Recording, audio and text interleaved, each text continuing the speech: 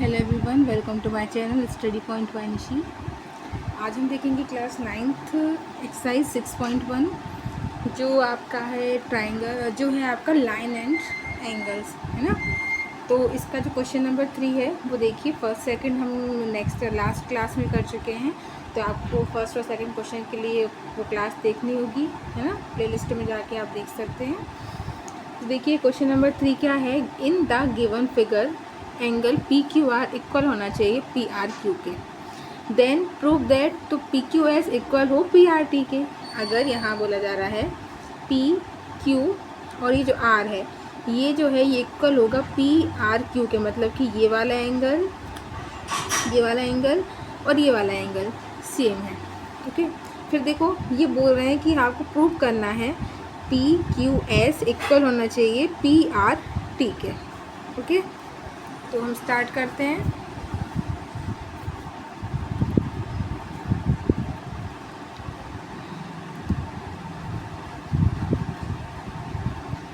Solution.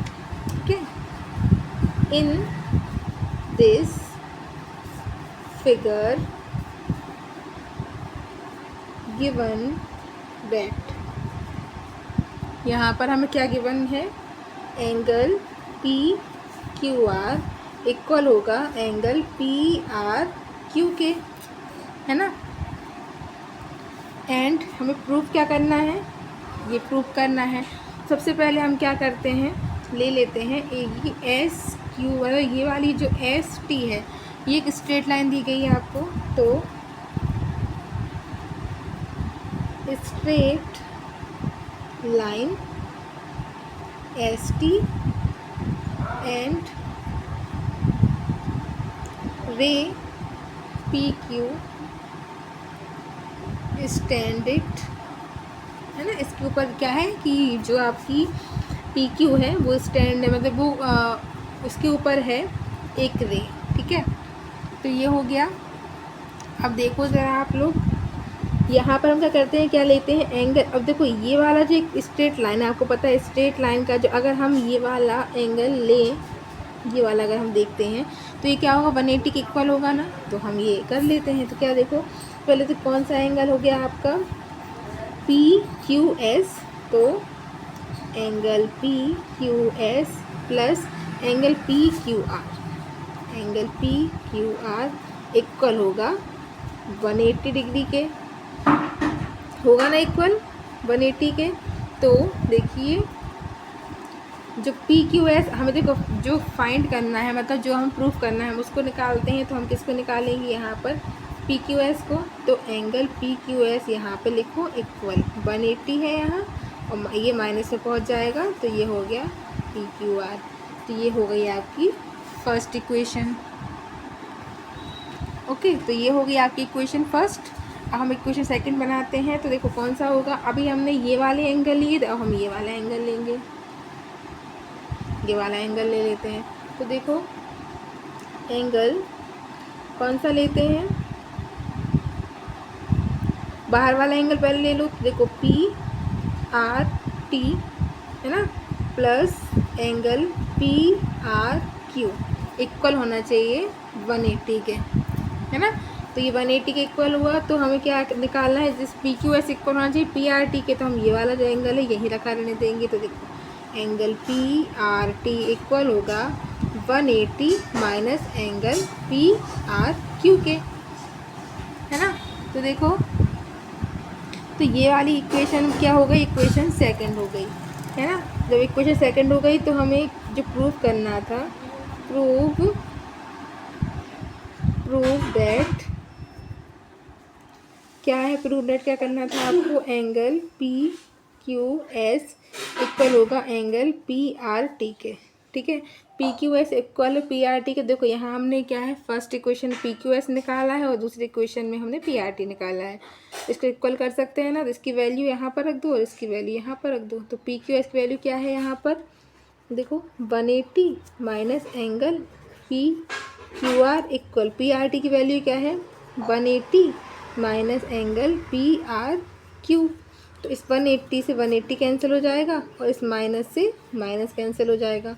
तो angle P Q R equal होगा angle P R Q के। तो ये थी हमारी इक्वेशन। ओके, तो ये हो गई हमारी इक्वेशन। तो ये हो गया हमारा क्वेश्चन नंबर 3 कंप्लीट। देखिए अब हम फोर्थ क्वेश्चन करेंगे। फोर्थ क्वेश्चन देखिए क्या है। In the given figure if x plus y equals to w plus z then prove that A O B is a line. यहाँ पर बोला गया है कि आपको एक गिवन फिगर मतलब एक फिगर दिया हुआ है जिसमें x प्लस वाई जो है वो आपका w प्लस जेड के इक्वल होगा। Then prove that A O B is a line. तो हमें प्रूव करना है कि जो ए ओ बी है वो एक लाइन है। तो देखिए ये वाला है फिगर। देखिए प्रूफ क्या करना है आपको कि ये ए ओ बी एक पूरी लाइन है आपके पास। एक्स और एक्स प्लस वाई इक्वल होना चाहिए डब्ल्यू प्लस जेड के। तो सॉल्व करते हैं। देखिए